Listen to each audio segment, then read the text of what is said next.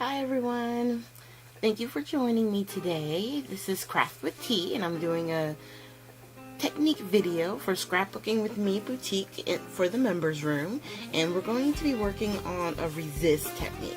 And what I'm doing right here is I just have a plain white cardstock that I just covered with the EK Success powder tool because we're going to be doing some embossing. So I'm using the Misty. I'm inking up my background stamp with Versamark ink.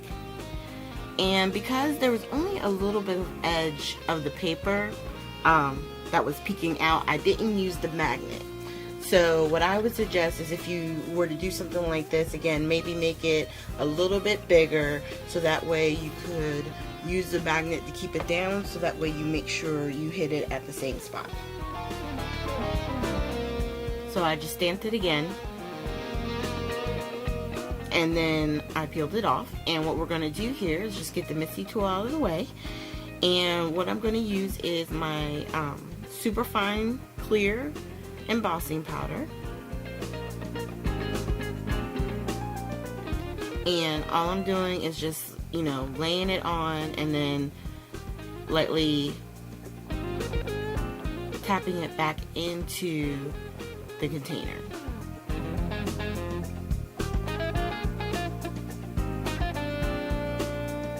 And it's hard to see because obviously it's white on white, but the powder does, when you tilt it on an angle, you can see it a lot better, you know, in person. Once I got the last piece on, last little bit of powder on, I just flicked it a little bit to make sure if there was any extra powder on the paper that it would fall off. And then I'm just taking my heat tool. Remember to always let your heat tool heat up a little bit and then apply it to the paper. That way you minimize your warping, okay? And a good tip for you when you're doing embossing, especially white on white, I always hold my paper on an angle from me, so that way as I'm heating it up, I can see that it's getting clear and shiny. And if it's not clear, then I know I missed that spot and I gotta hit it again with the heat tool. Because you want to make sure, it's very important, especially when you're doing a resist technique, that all the embossing powder is heated completely, so that way you don't run the risk of, you know, messing up the image or some of the powder being messed up when you go to apply whatever medium you're going to use. We've done in the past the watercolor technique with the resist, where I do the embossing and then I add the water to the paper. So today I wanted to show you how we do it with distress inks. So you can do this with multiple colors. I decided to do one color, and we're using the it's the new color that came out last year, and of course I put it in upside down. Hold on one second. I want to say this is the pistachio. Yeah, cracked pistachio is what we're using. And as you start to apply the ink, you can see the pattern that you've embossed starts to peek through. And it does take some time. Just make sure that you use scrap paper, and I always try and start off in the very beginning, especially off of the paper and come in. And then once you have a pretty smooth line, if you feel comfortable with inking in the middle, then you can go ahead and do that. The main thing is just to keep, you know, applying it in a circular motion, so that way you don't get harsh lines. And of course, you know, because I sped this up, it looks like my hand is going crazy, but the idea is just to keep going in circle to get a smooth application. Now once you put it on, if you feel like it's too light, go over it again. That's one of the things I love about the distress inks. You can go as dark or as light as you choose. And then I take a tissue and I just rub across the top so that any ink that's sitting on top of the embossing will come up. If you find that some of the ink isn't coming up, you can try a baby wipe. You just want to be careful because with distress inks, they react to water. So if it gets wet with the baby wipe, there's a chance you could remove ink from your project. So I'm just rubbing one more time with the ink and then wiping it down. And I just wanted to hold it up close here where you can see. Now that little smudge down at the bottom, we're going to be covering that up, so I wasn't worried about that. And then I just take my sponge off and I put it on the underside of my small distress ink square. That way it's always there. Okay, so now we're going to work on getting our card put together. So I'm just going to fold our card in half. This is a 4 1/4 by 11 sheet that I'm just folding in half. And I have a little bit of paper that was starting to peel on the top, so all I did was take my bone folder and rub it across that line to try and minimize any type of peeling or cracking. And then we're going to take our project we just did and just apply some tape and attach it to the back. And then I was thinking for the sentiment, what am I going to do?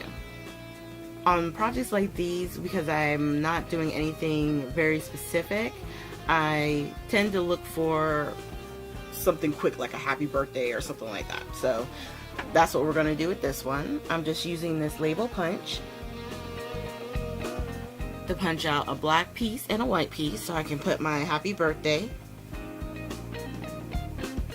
on the front.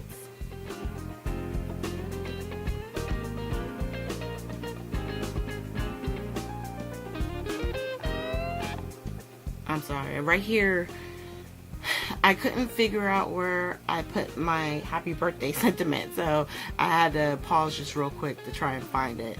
Once I had it, I inked it up with the VersaFine Black Onyx ink, and then we're going to attach it just slightly off so it's almost like it creates a border for our sentiment.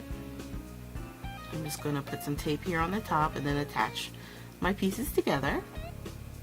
And you could put dimensionals on this and pop it up on top of the card itself. I didn't want to do that on there, so I just put some tape and, you know, pressed it down. And I had some flowers that I had made up probably about a week or so ago that were still sitting on my desk, so I just grabbed one of those and attached a dimensional and put it in the corner. And I was looking at it and I really did like this, but how often do you get a chance to use like a sea green sequin? Hardly ever, right? So of course we got to do it now. So I'm just going to lay out a few of my sequins. And with this particular tray that I have, on the end I have a clear set that has a couple different sizes. So it's like there's a really big sequin and then a smaller one, so it gave me a little variety in the sizes. And then once I have out how many I want of each color, we're just going to grab our multimedia mat and get those attached. Now today I had my pickup tool on my desk, so we're going to use the pickup tool to pick up and place back down our sequins. I'm just going to zoom in here a little bit so that way you can see as I'm laying them down. And a lot of times there's no big rhyme or reason. For me, I just like to make it look like it's kind of sprinkled all over, especially when we have such a large space like with this one. And sometimes I like to have it a little bit more clustered. It just depends. I don't overthink it. I literally just start laying them down as I think it needs to go. So pickup tool, sequins, or the tweezers. Either one of those methods work really well.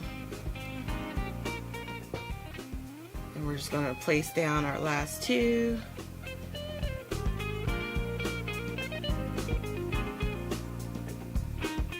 And oh, that's one, the smaller clear sequin that I had put off to the side because it wasn't laying right. So I needed to fix it so I could lay it down. And here is our card for today. So this is just another version of the resist technique. So thank you guys so much for joining me today. I hope that you like and comment down below if you have any questions on what we did. And I will see you guys at our next video, which will be this Wednesday. And we may continue this resist thing because there are a couple of different ways, so many different versions of resisting. So we'll see what we can come up with. You guys have a good one.